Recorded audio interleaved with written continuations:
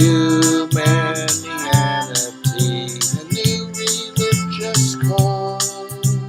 Humanianity, religion for us all. Humanity, now we all can see. Humanity, how much better we can be.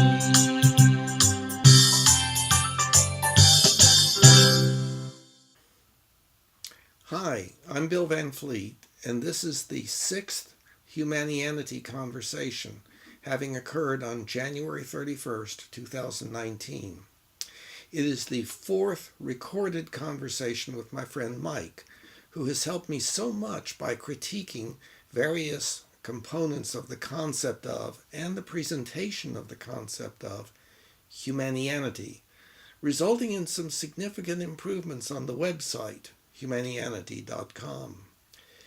This conversation is almost completely about the question of the importance of, or desirability of, working toward agreement regarding the more important areas of disagreement in interpersonal relationships, international relationships, and all in between. A major portion of this discussion consisted of reviewing the main reasons why coming to agreement, even when strongly needed, is so difficult for us, and what tendencies we need to overcome in order to come to such agreement. I keep forgetting the earplugs. Okay. Can you hear me okay? Yes. Yes. Okay, great. I'm sorry about that, my friend. Technical problems, as usual. The internet in my house is not very reliable, unfortunately. Well, yeah, I have my But we're problems here too. now. Yes. Yeah, looks How have you good. been? Okay, how about you? Good, good. Yeah, my cough is subsiding. Work is going along, Great. as it is. Looking forward to the contract being over. Mm-hmm. So I remember, I know we're starting a little bit late. You have to leave at 6:30, right, to get to Nova Social? Yeah. Mm-hmm. Okay. So why don't we get right into it? Because I remember last time we were talking about dedicating this discussion to the concept of agreement. And in fact, I wanted to follow up with something I said at our last discussion that I think would be a good segue. During the last discussion, I had kind of made an off-the-cuff comment about the reasons why people might see you to be a little stubborn with regards to the whole religion thing and humanianity. And and the reason I said for that was, during the call, I said, you kind of asked why that was, and I said, well, I think it's because a lot of the times when we have conversations with you, it seemed as if you're just waiting to respond and not really hearing what we have to say. And I was thinking about that more this past week, and I kind of was saying to myself, I actually don't think that's the reason why. I actually do think, though, it does have something to do with agreement. And I think that when lots of different people share a similar view, and they feel at least there's reasonable evidence to support their view, and a person refuses to see it, I think that is a cause for people to stay stubborn, which is actually what I think is happening here. And I think that's a good segue to agreement, because this group is having a huge problem coming to agreement on this one topic. Mm-hmm. And so, I would be curious to know what your perspective on agreement is and how you want to start the conversation, because I know it's very relevant to humanianity. Yes, very much so. Well, I'd like to go back a little bit on this first and say I took seriously and always take seriously any feedback where people are saying, Bill, you're wrong. It doesn't mean that I'm wrong. It doesn't mean that I'm right. if I have the feeling that I'm right, that's not any good evidence that I am. Any of us can feel certain that we're right and still not be correct. So at any rate, also I can see, that there is a problem in the way I would see it. There's a problem in people understanding what I'm trying to get across. And of course, I'm always evaluating what I'm trying to get across also. Right. Okay, so after our discussion and thinking about it a number of days and so forth, I did make some changes in the website. Now, really? Yes. Uh-huh. Wow. I'm not real sure that they are optimal changes. Mm-hmm. Now, actually, it might be a good idea for me to, we don't have to spend a lot of time on this, but for me to do a screen share. Yeah, there. Okay, now are you seeing the website? Yes. Okay. So, problems began right at the very beginning. So even though aesthetically, I'm not real sure about this, this would seem to be maybe a little bit answering some of your questions. So do you see right there at the top under the Religion for Humanity? Yes, I do see it. Oh, I think these are great additions. Humanity currently just a very early movement in many of our religions, especially these. Okay. And okay, and then I did add down here on the metaphoric image. I said, currently, however, humanity consists only of the movement or growth process toward the top of the mountain within these entities, religions, and other similar entities. And then I added, thus, humanity currently is not just another, quote, worm on the mountain, but instead is the process going on in the worms that is producing their movement up the mountain, the atrophying at the bottom end and growth at the top end. And I made a few other minor things, other places, but does that in some way... Much better. It is? Okay. Yeah, I think it's much better. I mean, just by virtue of the fact that if you go to the top of the page again, that you are conveying right up front what you mean by religion. So right off the bat, the reader of this kind of can step out of any kind of prejudices they may have with religion or preconceived notions, because you're defining what you mean by it. Yes. And I think that is really helpful. Now, there'll be people, I'm sure we both know of, that will simply reject using the word religion at all. They'll be very reactive towards it, right, despite this definition. And, right. That's just kind of the way it goes. Yes. But I do think that a next kind of like the logical next step in the conversation, maybe not this discussion, but next is taking that first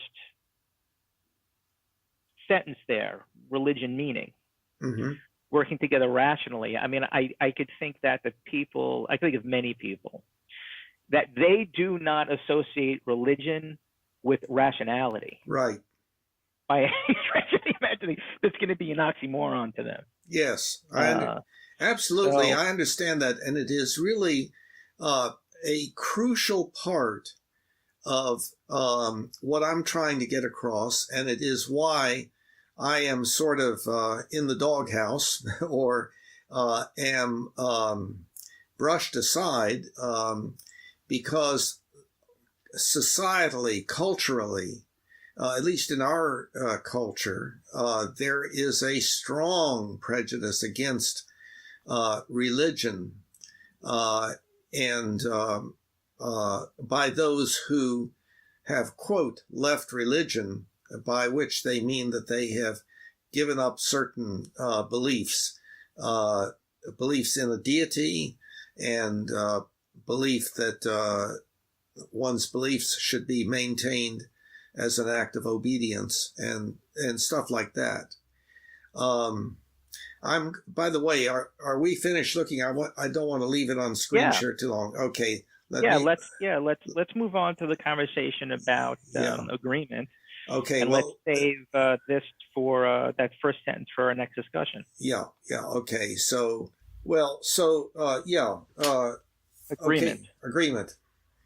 And I know it's important. It's very integral to the Humanianity concept. So I was wondering if you could talk a little bit about that. Yes. Well, actually, there's no better place to talk about it than back on the website on the challenge page. The challenge page. Because that really lays it out, I think. Well, how about we start here there instead? I know that coming to agreement is very integral to Humanianity and something that you feel is very important. And I got to be honest with you, and this is not just me taking a contrary position for the sake of an interesting discussion. I really do not see agreement as necessary for, or even possible for, the future survival of our species. It's I guess you could say it is a option. It is one way to ensure survival, but I think it is the way I'm understanding. If I'm understanding what you mean by agreement correctly, it is. I would say it is impossible. It is impossible for 8 billion people to come to agreement on anything. So that would be my and the more ideal, realistic, almost just as good scenario is live and let live, which I think is what's lacking and causing this pain and suffering right now. Okay, you see so I see it quite a bit differently, and how do you see it? And again, the challenge page in the home section is going to really speak to the issue. But let me first see if I can make a point here. If we could arrive at no agreement about anything, we would die. That is because we are highly dependent upon cooperation with others. Cooperation means agreeing to do things in a particular way. Now, in book 1, I specifically laid out the meanings of agreement. There are actually, I believe, 4 relevant meanings. I think I listed only 3 in book 1, but we don't need to go there. But let me see if I can just speak to the issue here of what does agreement mean. One meaning would be that whether we knew it or not, we both had the same belief about something. So in other words, you might believe that the best something or other is at store X, and I might believe that also. So without knowing it, because we haven't discussed anything, we are actually in agreement about that. So that's one meaning of the word agreement. Another is it is a statement, whether true or false, that one has the same belief as the other. Oh, yes, I agree with you. So now I am agreeing. That is agreement. However, the act of agreement. The act of agreement. That's right.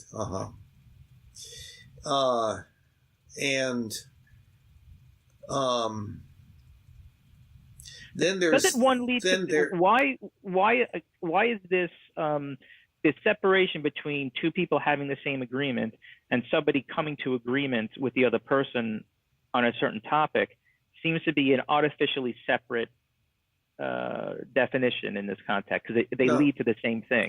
No, The people, no? Okay. no. It's one is a statement about existence, about what exists. Namely, in your brain and in my brain, there is the same belief. The other is an act saying that I agree, even though I could be lying, or I could be mistaken. Okay. You see, so I agree with you. I agree with you. See, is that meaning? Okay. Then there is the meaning of the word agreement that has to do with assigned roles. In other words, I'm going to do such and such. Do you agree to do so and so? Yeah, I agree to do so and so. So we agree. We could even put that in writing. So that's agreement to procedure.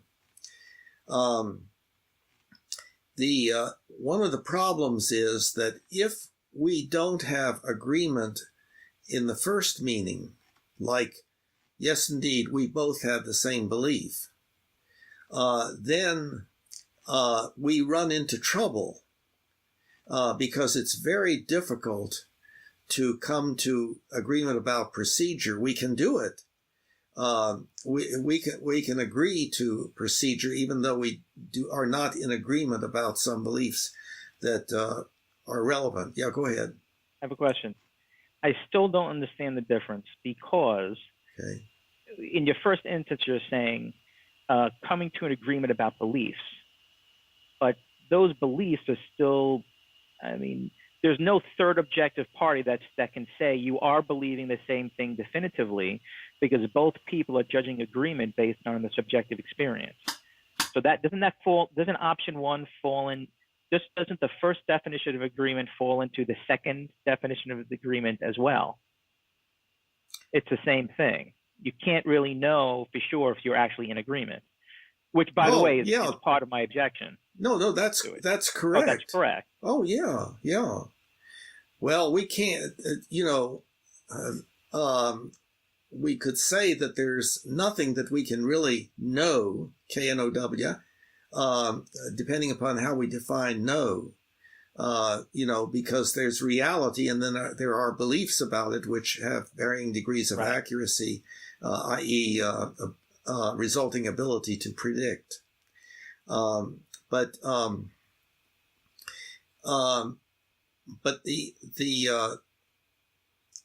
in order to there's nothing that you can do of any significance at all that does not require others having carried out their part of agreed upon procedure.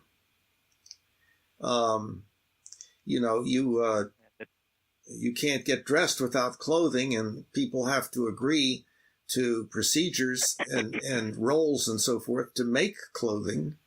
Anything. And there's also, it reminds me of although not exactly the same, but it reminds me of a Buddhist concept called dependent origination. The what? Where it basically says it's called dependent, if memory serves, it's called dependent origination. And it's this concept that you kind of don't act in a vacuum. Everything that you do and everything everyone else does is dependent and influence upon everyone else. Yes. So there's really not one cause for anything. Yes. But I got it. Okay. Yeah. Mm-hmm. Now, so we're beginning, and right now I can't bring up the fourth definition of agreement.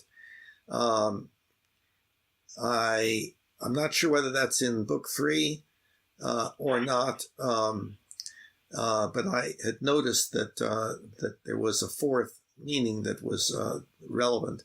But anyway, that'll probably come to mind at some point.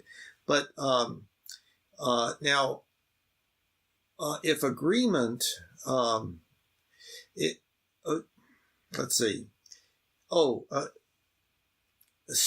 I think I'm making a case for the first issue here, and that is that we have to agree to some things in order to live. We are highly dependent upon agreeing with each other about who should do what. And that is dependent upon other beliefs about, what's happening and what exists and so forth.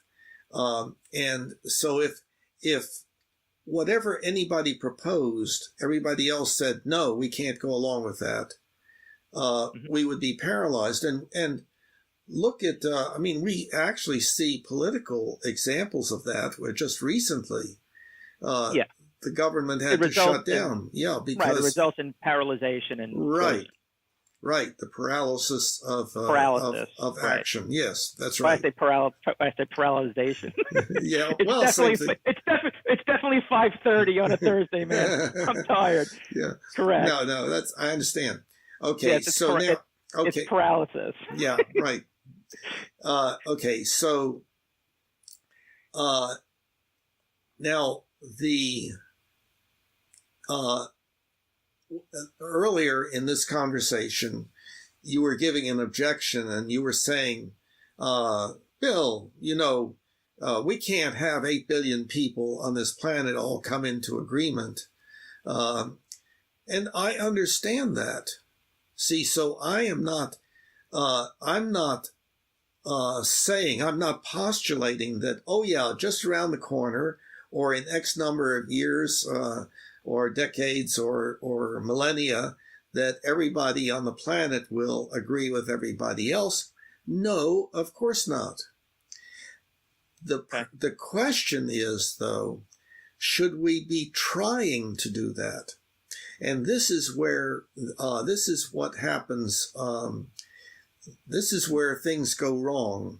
And currently they go wrong in a way called postmodernism. And postmodernism is a way of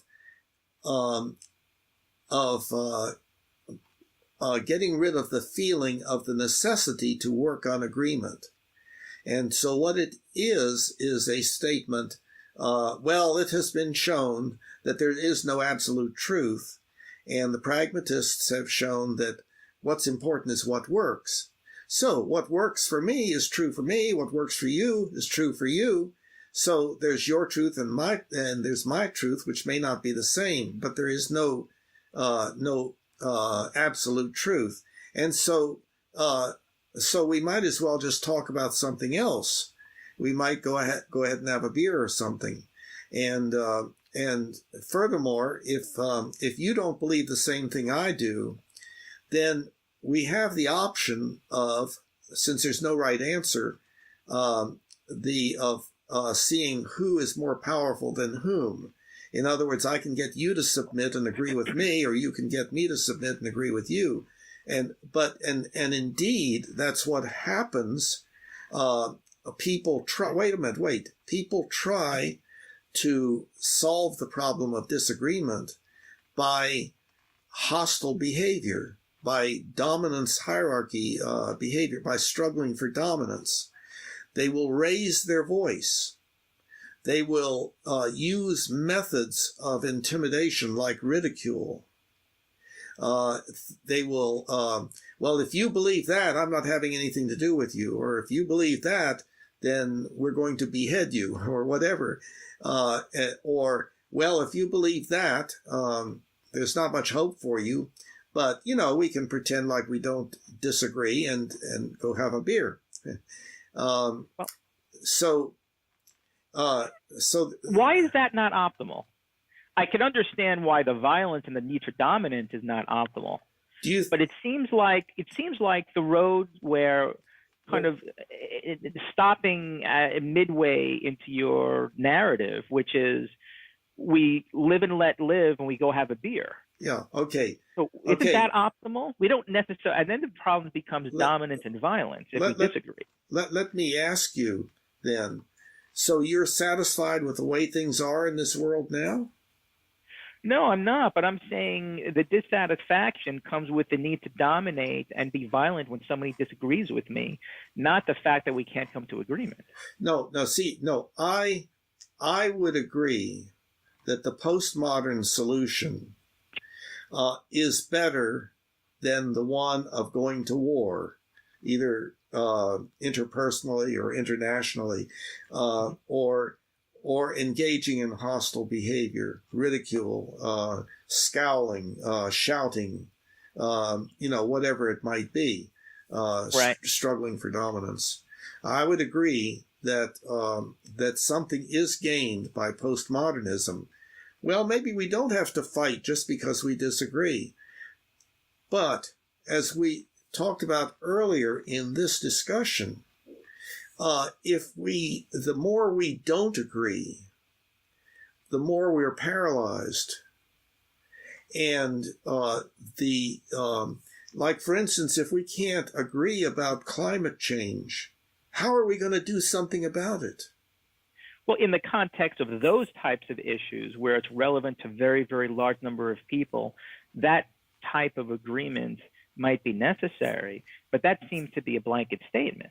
Okay. That, agreement for it is not necessary for me to have agreement on everything in my life with everybody, or even, in fact, there are certain things in my life, but I don't need agreement with anybody. No, I understand that, and I agree with you about that. But the thing is, what we observe is not on the big issues. We don't observe everybody saying, yeah, we disagree, so we've got to sit down and really explore this in depth until we come to agreement. Instead, each tribe, reinforces its strength against the other tribes, utilizing weapons or voting procedures or whatever, money and so on. And I agree that, of course, there are some issues about which agreement is not all that important. So what we would say is, the more important the agreement is with regard to whether we experience pain, suffering, disability, and early death, it's those, the issue about which there is disagreement has to do with those kinds of issues, the more important it is to have the sharing and comparing of ideas and the working together to say, well, we're still in disagreement about this, so something is wrong somewhere. So okay. You see, but so this seems to be a little different than what I understood. So let me summarize what I'm hearing you say. You tell me if it's correct, because it's something different than I've understood in the past. Okay. So what I'm hearing you say is that there are certain issues that are relevant to us as a species where we have to come to agreement on. We don't have to. That we have to if we want to avoid pain, suffering, PSDED. Okay. Pain and suffering. But that seems to be a very different statement than we must always work towards coming to an agreement on everything. So that's not what you're saying necessarily. No. Okay. But that's reasonable, very reasonable then. But but it's not what people do. Well, that's the whole other issue. But that's for problems like these, that is the issue. But for problems like these, where it's global in nature, I think you are really encountered by the realities of human evolution, of in and out group dynamics and belonging to a tribe and whatnot. Okay. I do agree that we should be using our humanity to override those instincts and realize the relevance, and that we need to come to an agreement. Well, wait. Utilizing our humanity. Let's be more specific. What we really mean is to develop a set of ethical beliefs that we should continue to work on coming to agreement, to try to understand each other's viewpoints. For these types of issues. The more important the issue, but let's not think that this is pertaining to global issues.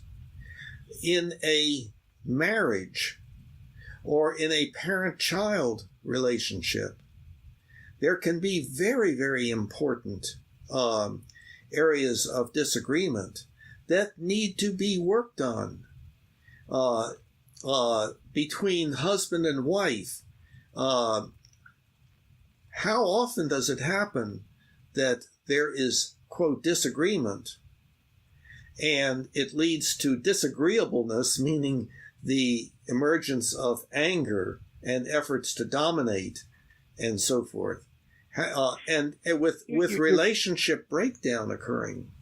Well, I agree, but you seem to be combining those two concepts again, that lack of agreement always leads to, some type of violence, either where it's overtly physical or interpersonal. I can disagree with my wife and everything could be fine because we have a live and let live attitude. I know, but the disagreement very frequently in marriage relationships and in parent-child relationships is accompanied by anger. We know that half of marriages, at least a decade or two ago, half of marriages ended because of relationship breakdown. And if you take a look, as maybe a therapist who is working with these couples, what do you see? There's anger there. There's anger with that is associated with the lack of agreement. Right, but I'm not necessarily going to advise a client that the way forward is for them to come to agreement. It might be the way forward is to not allow the other person to be who they are and not get so interpersonally violent or have a need to dominate them. See, and that's what I'm thinking. It seems like you're artificially connecting dominance with disagreement, and I don't see the connection. Yeah, but you just made a connection there. You were see. It's like when you spoke just then, it was like those two things were connected. It was like. Well, yeah, and I'm saying they don't have to be. That's my point. That's my point. Then I don't know. We're having miscommunication. Okay. Let me paraphrase what I'm saying. Please. All right, go ahead. Let me give you what I heard you say. That instead of fighting, you could just agree to disagree, as if that was a binary choice. You could. No, but it's an option. I know, but you presented it as the binary choice. You may not have realized that. Yes, it's a choice. You presented it as a binary choice. Instead of fighting, I presented it as a binary choice to highlight how it was opposite and how it's to highlight another way of addressing this besides always coming to agreement, that we could also always just choose to live and let live. But there are certainly many ways of dealing with it on a continuum. No. Let's just stay with a simple scenario here. Allow me, please, to present this picture. You could almost imagine this to be two axes.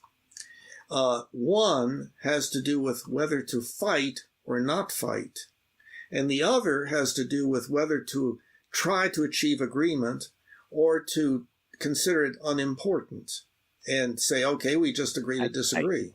I see where you're going with this, but what's wrong with it? What's wrong with it? I know what you're saying. Just the fact that they lie on the same scale, they're related. So it's like I'm like almost, I have this implicit way I've always relating. These are my only two options, whether it be on some scale or some continuum. So then I would ask you then, so if those aren't the only two options, I shouldn't say that. If those are the only two dimensions of options, where the first dimension is, the level of anger and the other dimension is a level of agreement, what's another dimension that you can use? Not level of agreement, but level of effort to arrive at agreement. very important difference. See, live and let live. I must say, I got to say, I have observed you to have that. That is your second dimension. And I notice that in you all the time, that your default position is not how much you're going to agree or disagree with the person. It's how hard you're going to try to come to agreement. So I would actually say you're an evidence that it is possible to actually live in that way, which is pretty impressive. I don't think I've ever encountered anybody like that before. I see where you're going with that. Well, we are seeing an increasing tendency for people to say we've got to continue to work on agreement, but it is in its infancy. If we're looking at the broad political spectrum, even also if we're even looking at interpersonal relationships and parent-child relationships, it is not, and I believe it should be, it is not an ethical belief that we should indeed try to come to agreement, honest agreement, through mutual understanding on beliefs to according to how important it is to do something about that disagreement. If there are no bad consequences to having difference of belief or difference of opinion, then to be sure, you use the term live and let live, or just not addressing the issue may be quite satisfactory. And there's always the issue of time management. In other words, we all have a list of things to do, and it could take many hours of discussion to arrive at some agreement between two people with regard to something, and it may not be worth it. What's worth it is a whole bunch of other things that are higher priority. So that's always an issue, always a factor. One always has the time management thing going. But okay, so I'd like to convey what my gut reaction was. Okay. And examine a little bit why I didn't see that that second dimension to be something different than agreement or disagreement. I think there's something there. Second dimension. That it's not whether or not I agree or disagree with you. It's how hard do I want to work on coming to agreement with you. I would agree. That just simply was almost outside of my awareness, but it's clearly another option. And I'm trying to look inside myself to understand why it's not even, it wasn't even on my radar, which means that I have to me, that means I have some kind of program running in my brain and my mind that's making me not even, it's like I'm on automatic pilot almost to a certain degree. So, and moreover, when you're talking about relating in a way that's not, do I agree or disagree with you, but rather how hard should I work to come to agreement? I almost have, it's almost cognitively dissonant. It's like it's almost painful to consider that. I'm trying to understand why that is for me. And I think one of the reasons why is that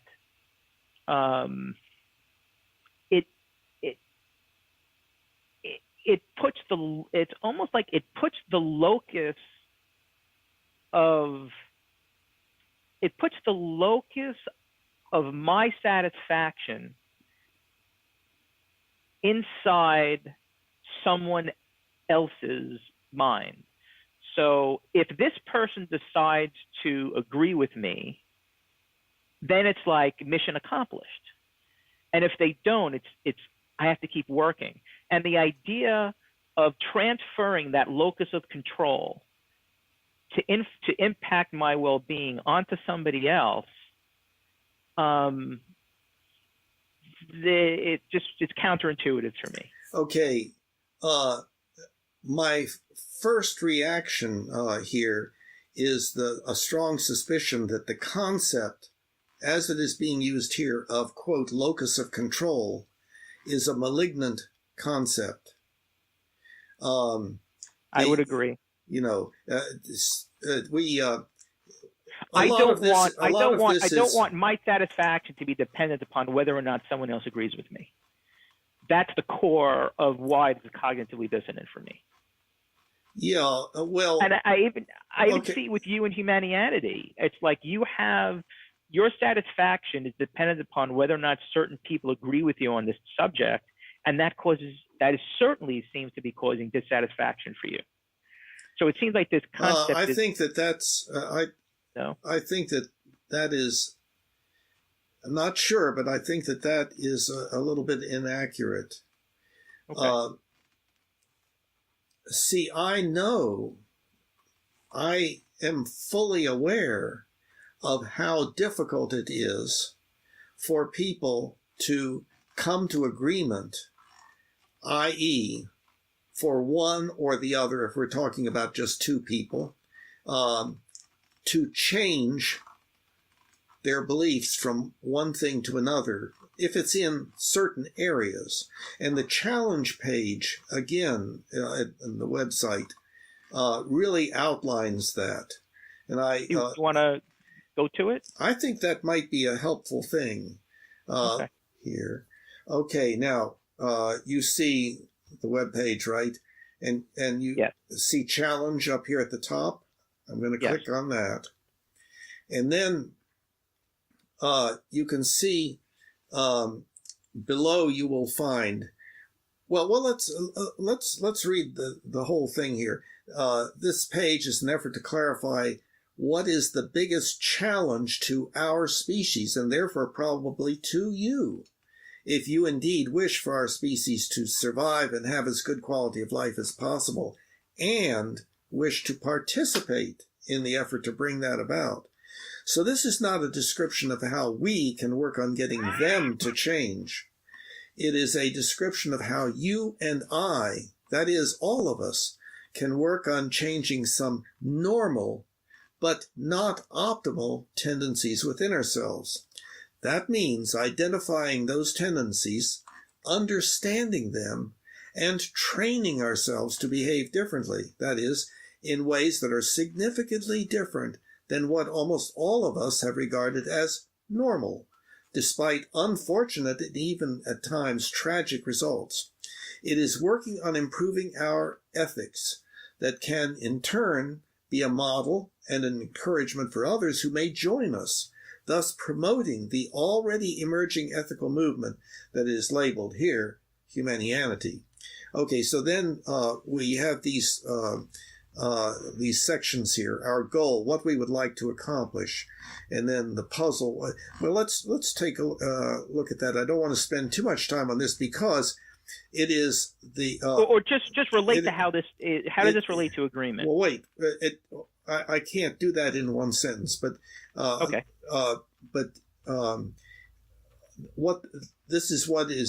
What I'm trying to clarify here.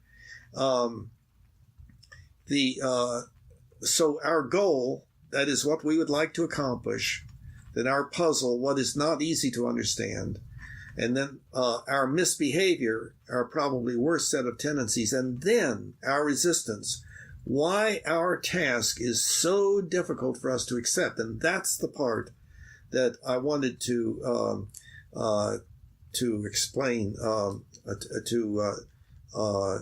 read, because it is a pretty thorough discussion of that. And it's relatively long, significantly longer than the others.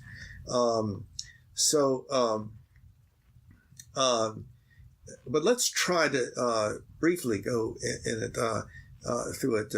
Our species has built into it things that promote survival of the species but have nothing to do with quality of life. So that by virtue of what we do, much pain, suffering, disability, and early death results, often with terms such as tragedy, But in addition, because of certain capabilities that we have that are far beyond those of any other species, most importantly, the ability with increasing accuracy to understand ourselves and the way the world works, we can, with that understanding, inhibit and enhance ethically certain behaviors arising from our basic hominid nature, so as to be able to ultimately to achieve a far better quality of life on this planet than we have ever known so far. Now, remember that this is one of the things that is easily forgotten. But that will become apparent. The puzzle here is the puzzle is that even though we have the capability of such understanding, which does not even require substantial technical knowledge, we do not automatically and easily achieve that understanding. That is, that we can and should change, inhibit, or enhance some of our natural tendencies in certain basic ways, and thus start acting on that understanding in an agreed upon manner everywhere.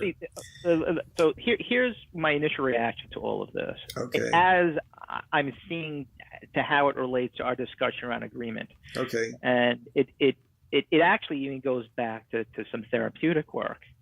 So if I am, and I know people in my life like this who are really working on if I know somebody who has a very undeveloped sense of self and not a very strong sense of agency, coming to agreement is it's kind of counterproductive, and in many ways, not in all ways.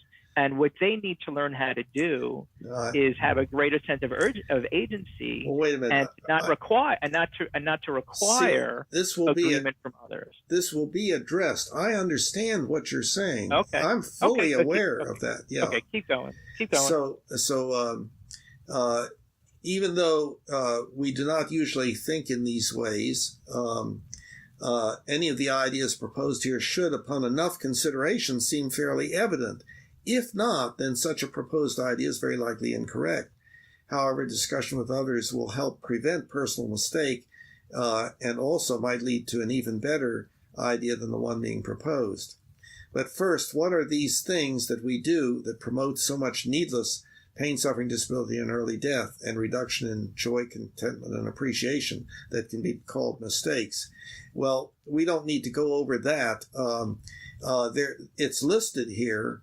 Human decision-making causing much pain, suffering, disability, and early death. And I'll go to that. Unhealthy lifestyle behavior, hostile interactive behavior, unempathetic exploitative behavior, destructive consumptive behavior, non-optimal governmental behavior, victimizing cultural behavior.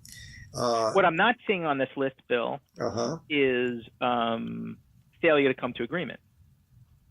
But because that underlies... this is just stuff we decide to do that causes PSDED, pain, suffering, disability, and early death. That's all this is saying. So it was just one part of what we were talking about.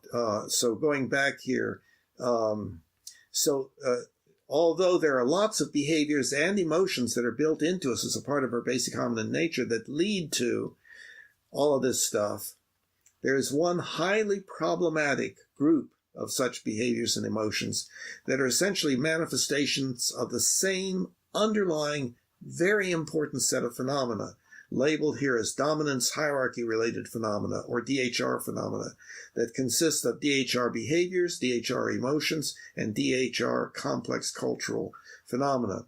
And then it says... And I would like to emphasize, too, that I highlighted the difference between the DHR phenomena and coming to agreement, that you can disagree without... No, I'm understanding. You're okay. Jumping ahead too much. Okay.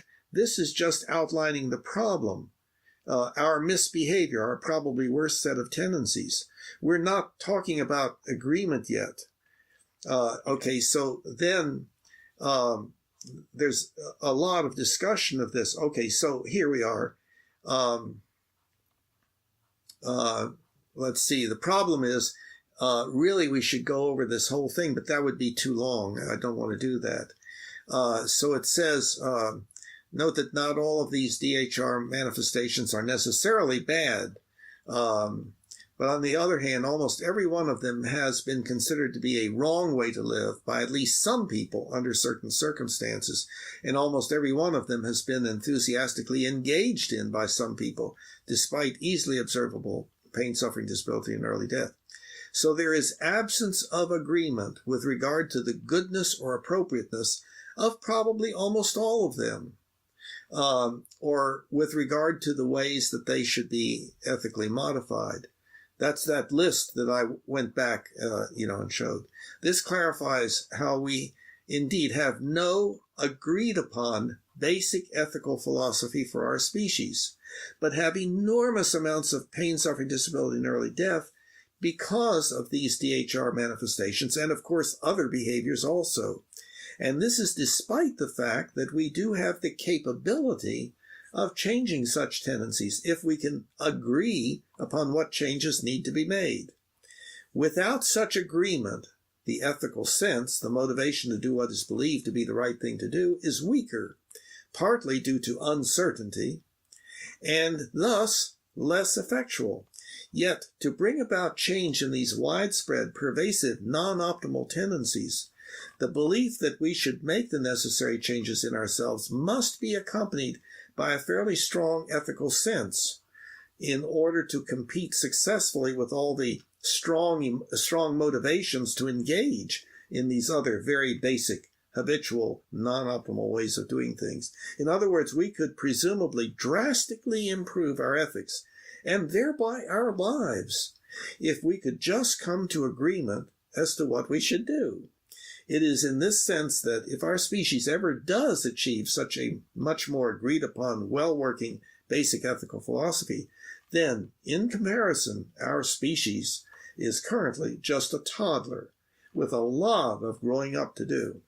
And there is a growing sense of urgency regarding such change because of our increasing capabilities, such that we can now do catastrophic things to ourselves and are even in some danger of annihilating ourselves. Okay, now here it is, our resistance. Why our task is so difficult for us to accept. Okay, so why not get to work on a basic ethical philosophy for our species? It seems obviously needed. So why are we not all aware of this necessity and engaging in a cooperative, unified effort in behalf of us all? What is the nature of the resistance to doing so? Well, one answer is that there is an almost universal belief that such is impossible. And if it is impossible, then why even think about doing it? We have better ways of using our time.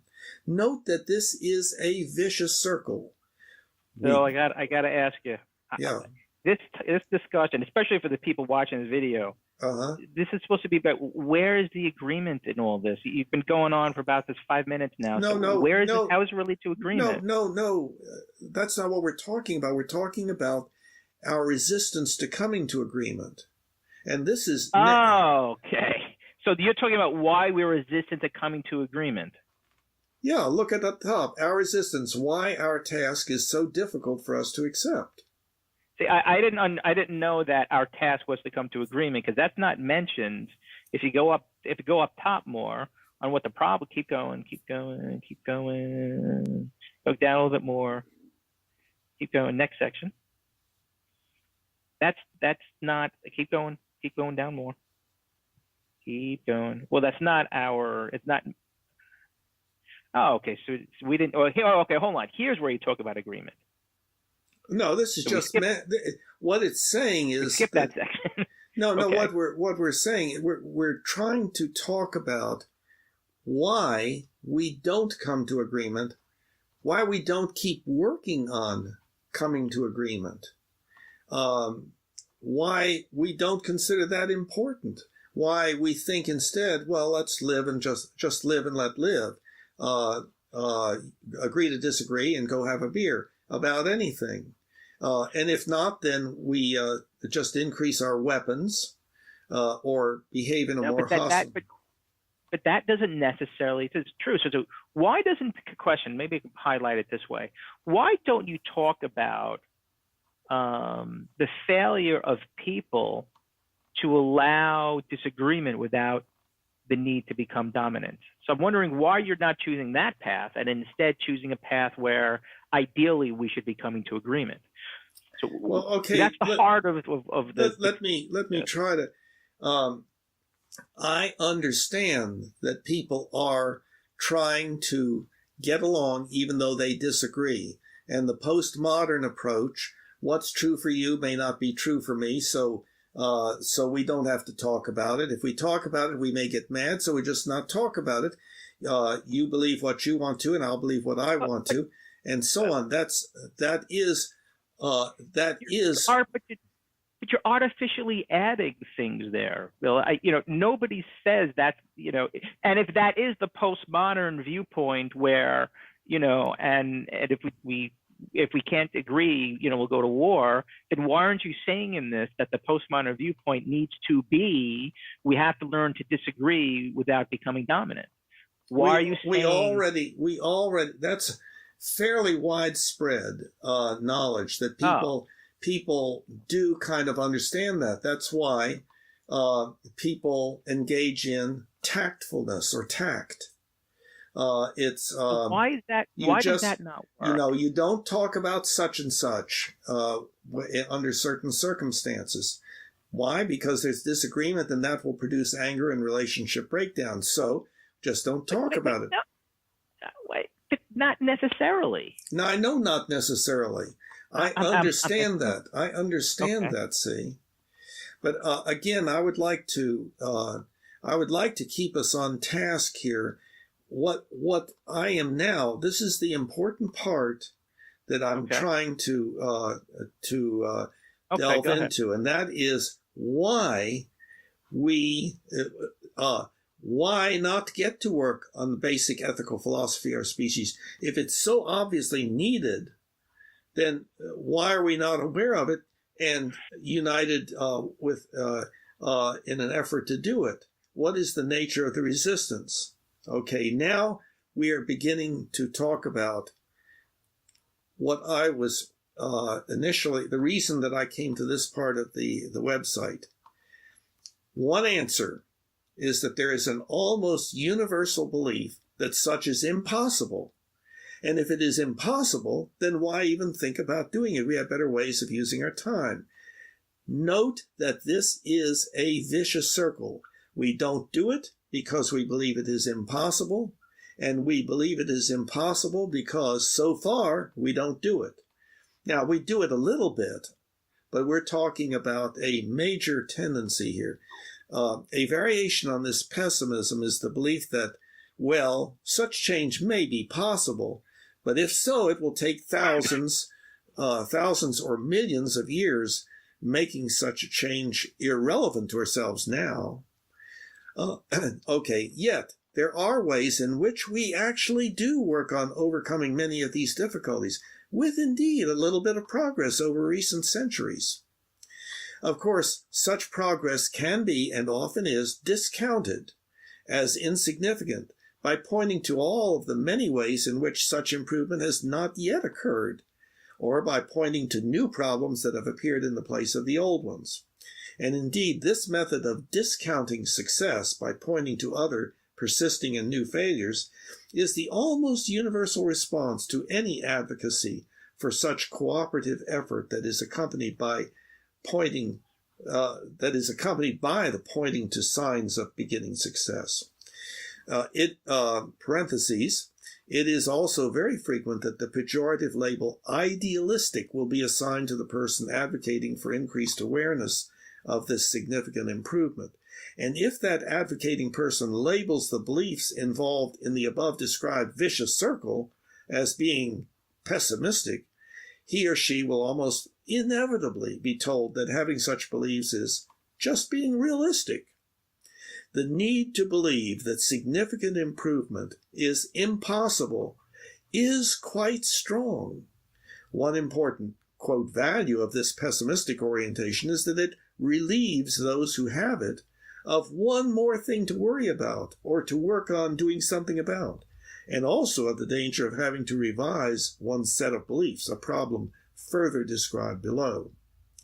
And of course, it is indeed easy to overlook the very early development of any exponential change and therefore to deny the existence of it because there is as yet so little evidence and because it seems so reasonable to assume that things will always be the way they always have been so far, despite good examples to the contrary, such as the recent development of science and technology that would have been hard to predict 100 years ago. So what is the next reason that we do not do on a much grander scale what obviously needs to be done?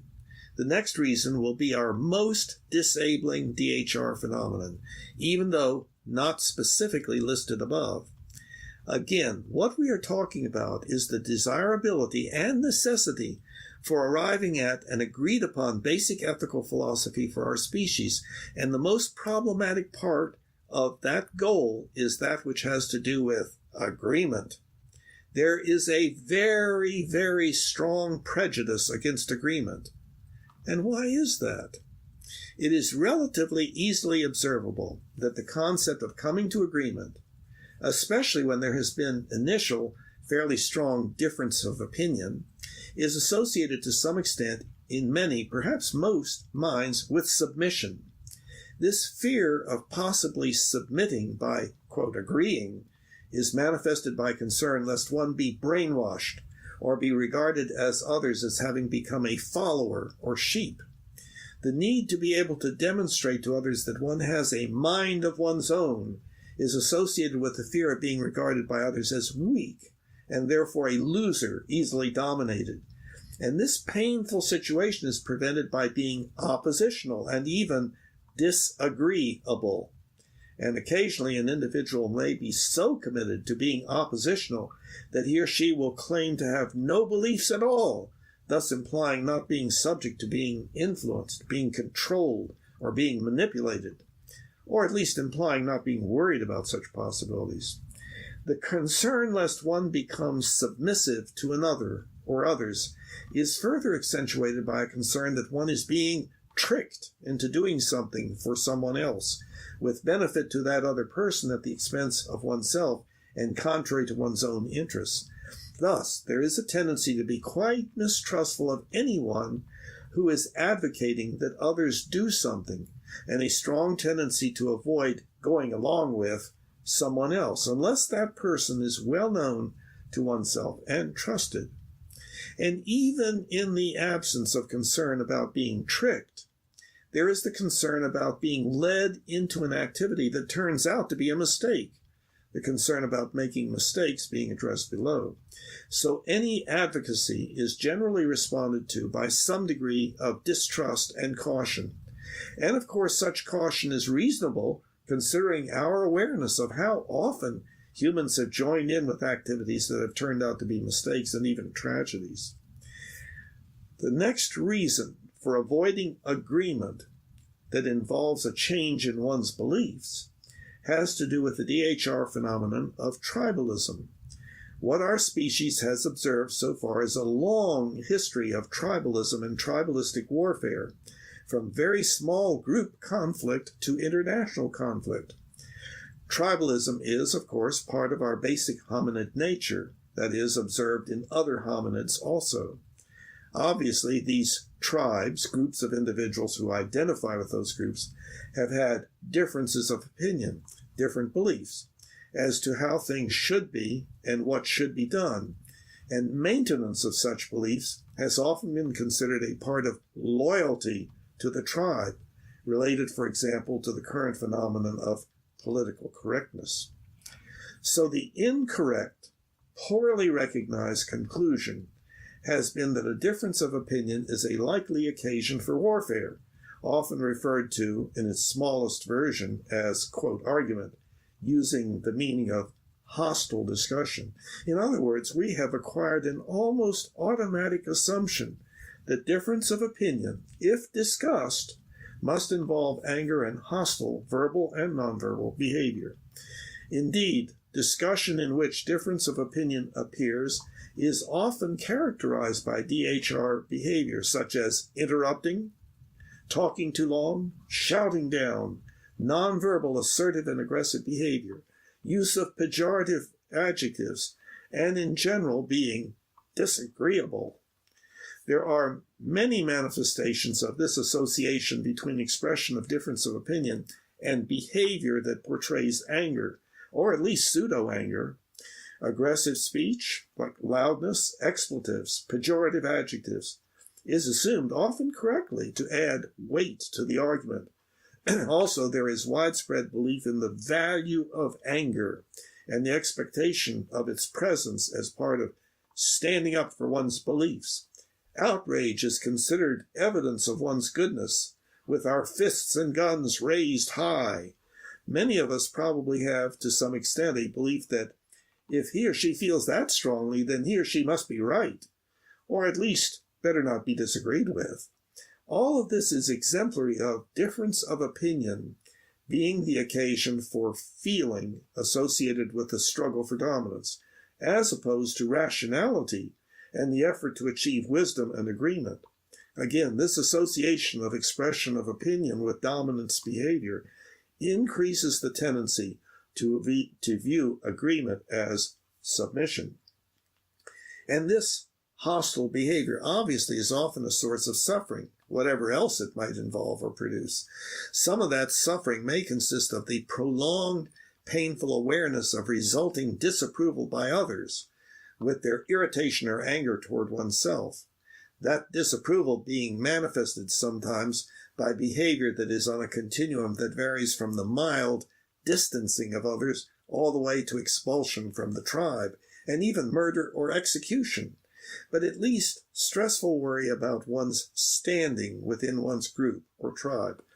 So coming to agreement about certain things may at times represent disagreement with, and therefore disloyalty to, one's tribe. Agreement and obedience, conformity, become highly associated. Tribalism is a prominent part of our basic hominid nature.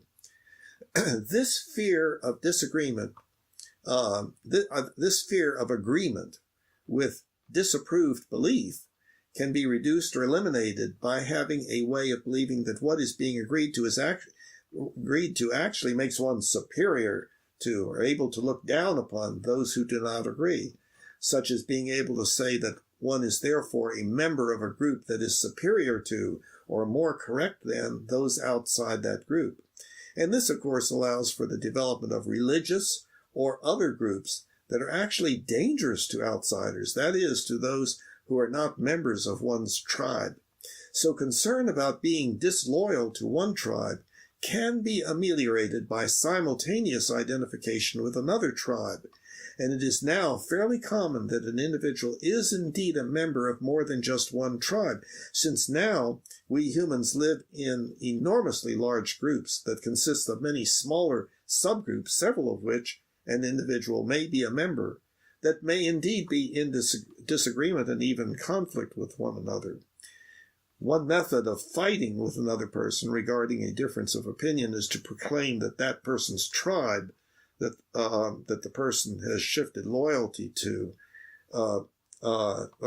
One method of fighting with another person regarding a difference of opinion is to proclaim that that person's tribe that the person has shifted loyalty to an enemy tribe, perhaps, for instance, assigning a label to the person that stands for a member of that enemy tribe, for example, Nazi. I think that sentence may not be right. There may be something wrong with it, or I didn't understand it. Okay, an example of this interference of tribalism in coming to agreement or even participating in an effort to do so, specifically related to this website, is that a fair number of people currently will have nothing to do with Humanianity because it is labeled religion, while another set of people will have nothing to do with it because it is an effort to be ethical that is not based upon the wishes of a god.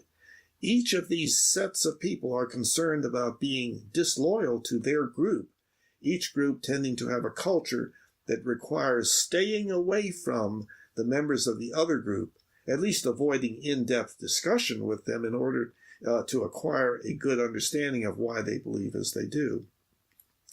But even during childhood, we become acutely aware of the apparent fact that difference of opinion or belief readily leads to at least some degree of suffering. Children often learn that they are likely to be punished to some extent for expressing a difference of opinion, and they certainly can see the discomfort produced in the parent if such disagreement is expressed. It is not unusual for children to be told, "Listen to me, don't talk back." Again, note the apparent connection between agreement and obedience.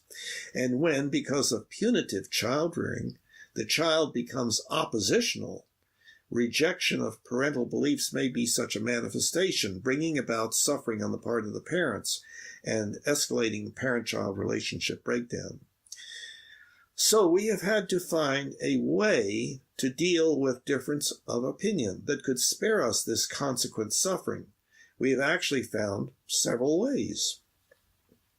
One obvious method is that of simply stopping such discussion, or making sure that it does not even begin. In other words, we have learned that some subjects should just not be discussed unless the conditions are just right, meaning that there is some way of being able to predict the absence of significant difference of opinion. As long as we can agree, we can eagerly discuss something. Ain't it awful that da-da-da-da-da? But if we disagree, then we should ignore that fact and perhaps just change the subject. And of course we can, if necessary, simply keep our distance from those who disagree. But we have discovered that this is not the best we can do. We have come up with an even better solution, most frequently referred to as postmodernism.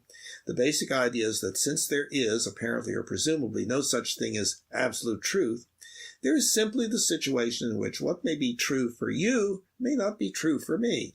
Thus, we can simply learn to agree to disagree and go do something else. We can share our opinions with each other, and if there is not immediate agreement, or at least agreement after some discussion, especially if anger appears, then we can agree to disagree and realize that further discussion will be non-productive. Or we can even set up situations, for example, discussion groups, in which the understanding is that this is a time in which what we are actually wanting to do is to hear all the differences of opinion, which are therefore welcome, and in which there is no expectation that anyone will change his or her mind. What probably happens the most in such situations is that when an opinion is heard that sounds the same as one's own, one nods with approval and feels even more confident about being correct. And one hears an opinion different than one's own. That just goes to show how wrong people can be and not know it, especially if they are not as capable of understanding as oneself is. All this being more likely in such groups because of apparent disagreement based, however, upon poor understanding of each other due to ambiguous metaphoric speech. And if a member of such a group proposes too strongly that attention be given to precision, consistency, and accuracy, by, for instance, advocating for agreed-upon definitions of terms, such an individual is often regarded as obstructing the activity of the group. Coming to agreement is simply not the purpose or expectation of such a group, one purpose being the demonstration of prowess, by demonstration either of knowledge or skilled word usage, or skillfully aggressive speech. And the now accepted expectation of inability to agree is extended even further by promoting the ethical value of, quote, tolerance, a current cultural example being interfaith activities. The goal, recognized as difficult, is achievement or maintenance of peaceful coexistence and cooperation despite difference of belief. And there is at least one more very important and understandable reason for agreement not to occur in an initial situation of disagreement. It is the significant difficulty in changing one's mind. In the first place, the particular belief that is under consideration for possible change is connected most likely with a large number of other beliefs, all related as a part of a belief system. set of logically interconnected beliefs. So to change one particular belief in such a system could imply that the whole system in some ways might be faulty and in need of revision. This would disturb the confidence that one would have in the correctness of all of these other beliefs, a disturbance called cognitive dissonance. Not only that, but the particular belief under consideration and other beliefs in the belief system may be important for various reasons in maintaining one's self-esteem, an important DHR phenomenon, and perhaps in maintaining confidence in some important, for self-esteem, undertaking of one's life. One very important other reason for connection to self-esteem is due to the standard model of child rearing, in which the belief is strong that punishing the child for mistakes will be optimal, will subject themselves to individuals raised in this manner, almost everyone, will subject themselves to internalized self-punishment in response to the recognition of having made a mistake. In other words, it can be very painful to conclude that oneself has been wrong. That's why everyone knows that one has to take special care in calling a mistake to someone's attention, often utilizing special tactfulness, lest the person feel attacked, this tactfulness being an extremely pervasive DHR phenomenon. And note that the word wrong has the double meaning of incorrect and bad, as is further shown by the concept of having been wronged. So, presented here has been an effort at a fairly comprehensive explanation as to why we resist doing that which we obviously should do in order to achieve enormous benefits and perhaps even save our species from self-destruction. Namely, working on coming to agreement about a basic ethical philosophy for our species. The ways of responding to difference of opinion or belief have so far been largely non-optimal, even at times tragic. So what do we need to do? And so on. And then our method. I think we should stop reading here. There's more to this, but the basic thing is here's a principle insofar as feasible, consistent with appropriate time management. We should continue discussing non-hostilely the reasons for significantly consequential with regard to joy, contentment, appreciation, and or pain, suffering, disability, and early death, differences of opinion or belief, with the goal of attaining rationally based agreement, always with the remaining acceptance of re-questioning. And then ask, do you want to participate in that, and so on. So anyway, now I don't know how optimal it is that I've spent so much time reading, and listeners may be asleep by this time, but let me come out of this screen share here. I think we're back. So I tried to get your attention to while you're reading, but I still do not fully grasp, except other than the most basic, in the most superficial way, how that related to our conversation. Okay. About agreement. I understand. Okay. The conversation, it seems like where we diverge is, my belief is that difference of opinion, if it relates to things that have to do with PSDED and so forth, should be the cause of us continuing to try to understand each other at all levels, parent-child, interpersonally, like in relationships, marriages, and so forth, between groups, and internationally and globally, as opposed to what we do instead, which is try to just stay away from the bad guys, or kill them, or something more minor than that. Well, you and I have different beliefs, so it was nice talking with you. How about another option, which is accepting?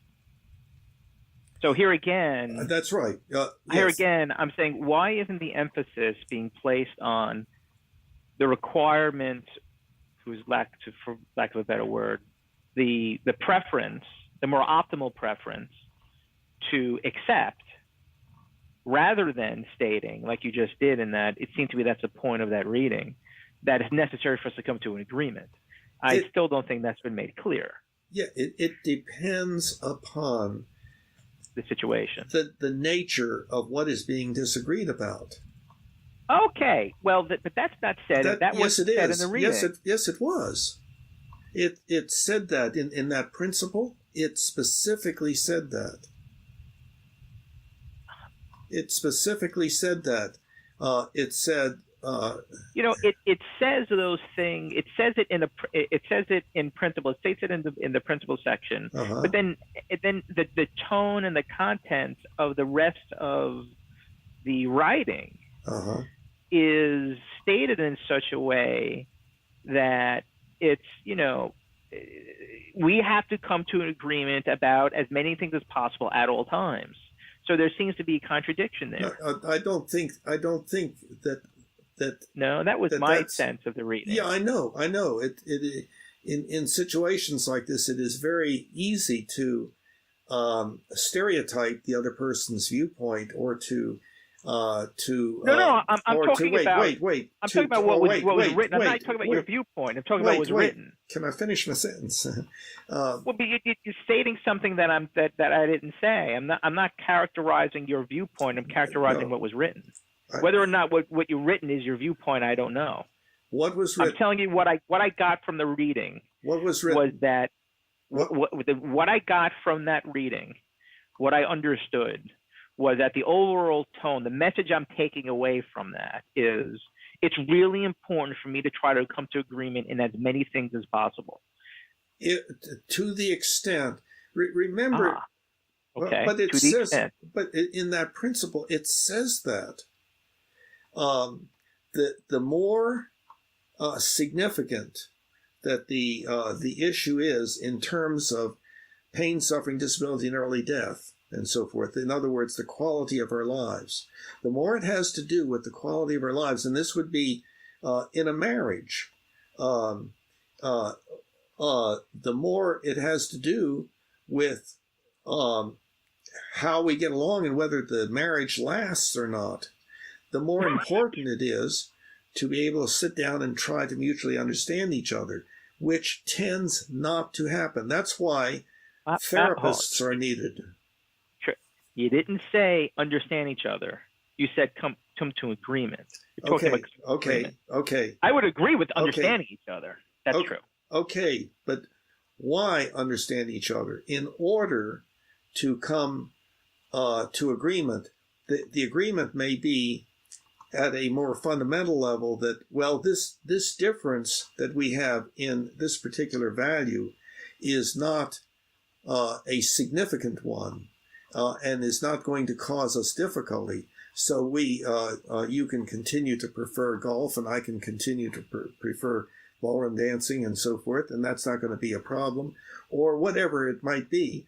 Your belief that so and so should be president, and my belief that so and so, some other person, should be president, is not going to be important for us, and so we can just agree to disagree on this. But it actually would enhance the relationship to explore that further. Well, why do we have this difference of opinion?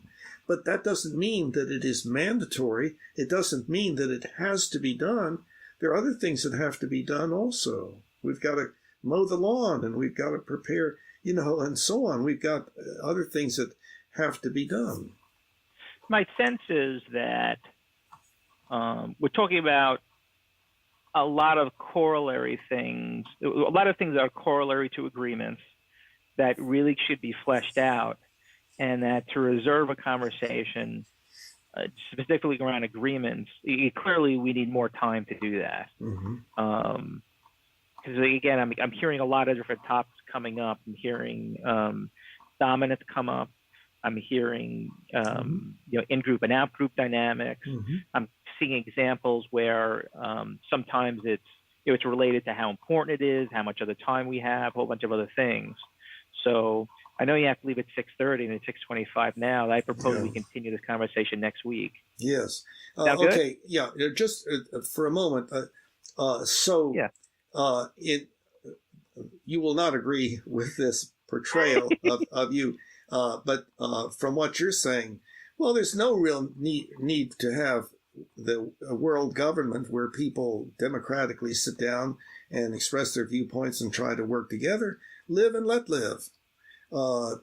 Obviously, I'm assuming that you are in favor of this effort to come together globally with a way of decision-making, of organizing that is based upon discussion and efforts to understand each other and to come to agreement as much as possible.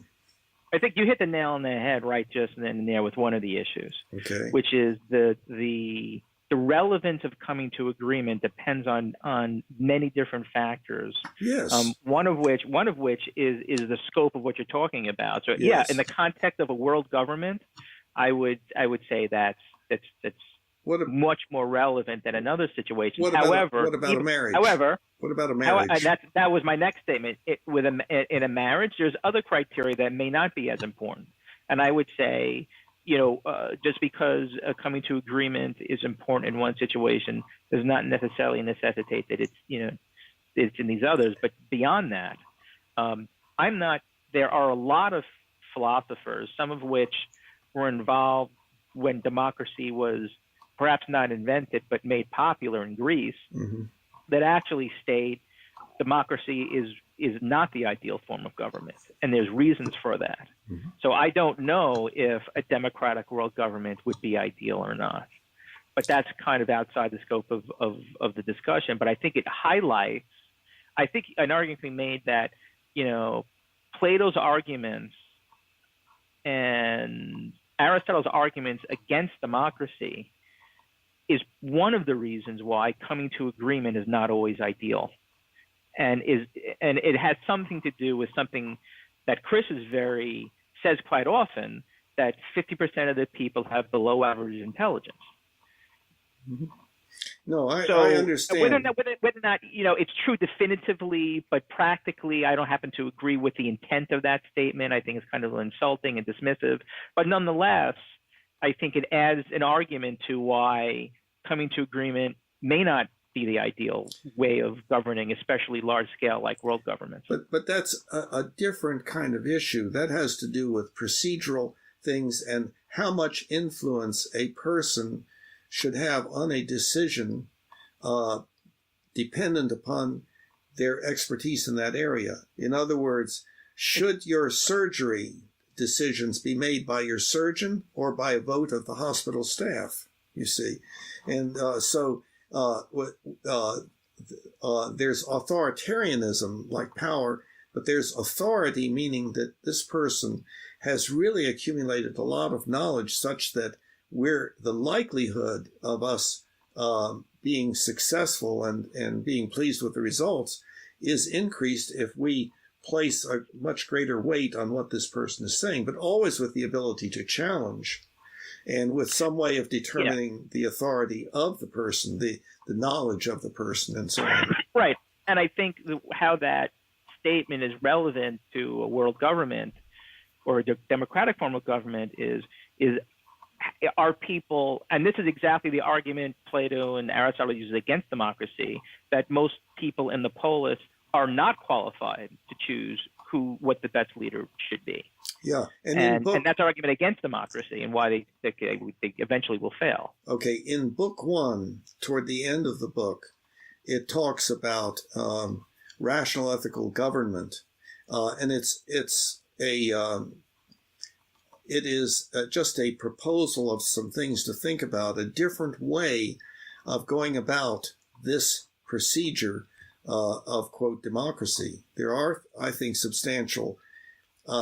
there are things that are substantially non-optimal about it, having to do with probably decision-making should be made should be contributed to a much greater extent by those people who are most knowledgeable about it. But on the other hand, one has to be able to ascertain whether they really are knowledgeable or not. And there are all sorts of issues. Difficulty. But yeah. So we don't necessarily have an optimal situation now. Well, yeah, clearly, in the area of governance and self-governance, humanity has a lot to learn, in terms of that type of organization. Mm-hmm.